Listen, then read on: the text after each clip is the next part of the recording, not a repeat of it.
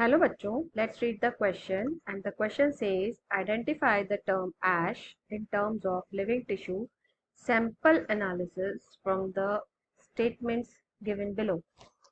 तो इसमें क्वेश्चन पूछ रहा है कि जो ऐश है लिविंग टिश्यू सैंपल एनालिसिस में जो हमें ऐश मिलता है वो एक्चुअली क्या है।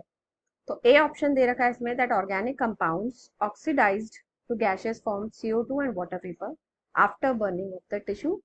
बी ऑप्शन कहता है कि मटेरियल जो left after burning the tissue is contain in organic elements such as calcium magnesium etcetera. C option कह रहा है compounds removed in the form of gases and D option कह रहा है compounds which may be soluble in intracellular fluid. अब यहाँ पे इस क्वेश्चन का जो की कॉन्सेप्ट है वो देखते हैं हम पहले इसको समझने के लिए। सो की कॉन्सेप्ट है analysis of chemical compound. Chemical compound की एनालिसिस कैसे करते हैं, इस केमिकल कंपाउंड को हम एनालाइज करके ही पता करते हैं कि एक्चुअली किसी भी लिविंग टिश्यू में किस तरह के कंपाउंड्स प्रेजेंट है। तो अब ये जो प्रोसेस है of analysis is what we are doing here. We are taking living tissue either of any vegetable piece या तो कोई वेजिटेबल का पीस ले लेंगे हम यहाँ पे जैसे। अब इस लिविंग टिश्यू को हम क्या करते हैं, we grind it using trichloro acetic acid. एक सोल्यूशन से इसे ग्राइंड करेंगे, मिक्स करेंगे और हमें उससे क्या मिलेगा, स्लरी मिलेगा, thick slurry we are getting.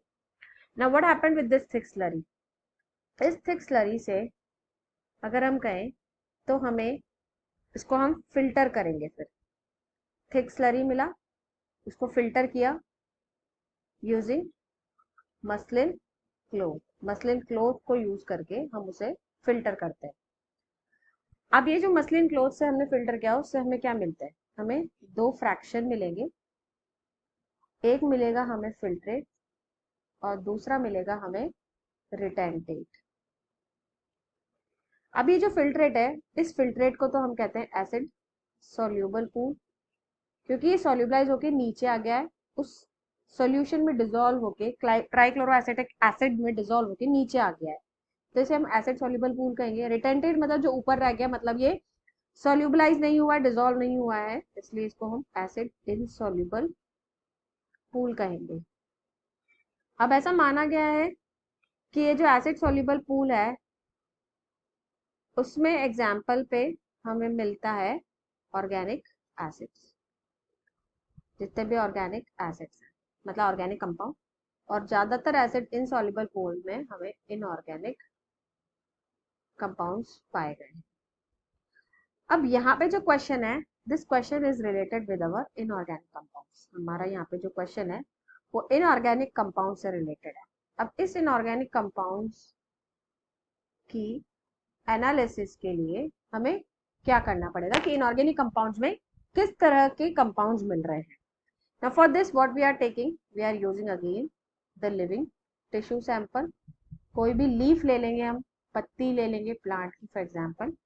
अब इस लिविंग टिश्यू को हम क्या करेंगे, इसका ड्राई वेट ऑब्टेन करेंगे। ड्राई वेट कैसे ऑब्टेन किया हमने, बाय रिमूविंग और evaporating water from it. All the water evaporates, तो जो हमारे पास रिमेनिंग मटेरियल बचता है वो ड्राई वेट हो जाता है। अब इसको हम क्या करेंगे, ड्राई वेट वाले मटेरियल को वी बर्न इट, हम इसको जलाएंगे। जलाने के बाद हमारे पास क्या बचता है, हमारे पास यहाँ पे अगेन दो चीजें बचेंगी।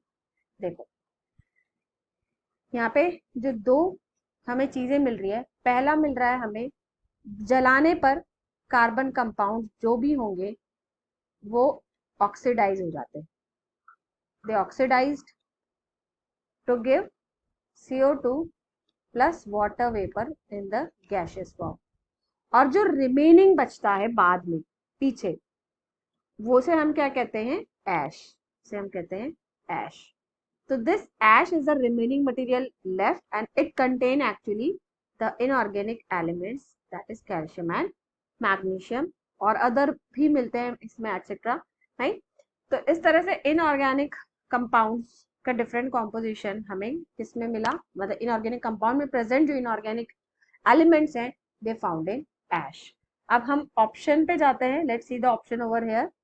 तो ऑप्शन 1 क्या कहता है यहाँ पे, see a organic compound oxidise to gaseous form, ये सही है, लेकिन हमें क्वेश्चन में पूछ रहा है ऐश के बारे में। ऐश, तो ऐश क्या है यहाँ पर वो देखते हैं। तो ash is not an organic compound, तो ऑब्वियसली ये ऑप्शन गलत हो गया। ऑप्शन बी देखें, the material left after burning the tissue which contains inorganic element, yes it is correct, क्योंकि यही बच रहा है बर्निंग के बाद। और बर्निंग के बाद जो इनऑर्गेनिक कंपाउंड है वो ऐश में रह जाते हैं और ऑर्गेनिक कंपाउंड वो गैसियस फॉर्म में रिलीज हो रहे हैं। एंड थर्ड ऑप्शन देखें तो compound removed in the form of gases, so no, सारे कंपाउंड्स क्या बोल रहा है ये, मतलब कंपाउंड मतलब which include both organic and inorganic, तो दैट इज ऑल्सो रॉन्ग, क्योंकि सिर्फ ऑर्गेनिक कंपाउंड ही गैसेस के फॉर्म में रिमूव हो रहे हैं। Then compounds which may be soluble in intracellular fluid, that is also wrong, यहाँ पे इंट्रासेल्युलर फ्लूइड कर ही नहीं रहे हैं, मतलब रिएक्शन ही हम बाहर कर रहे हैं, सो यहाँ पे इंट्रासेल्युलर फ्लूइड की बात ही नहीं आ रही है, इसीलिए will go with option answer as B is more correct option. So I hope you understood it well. Best of luck.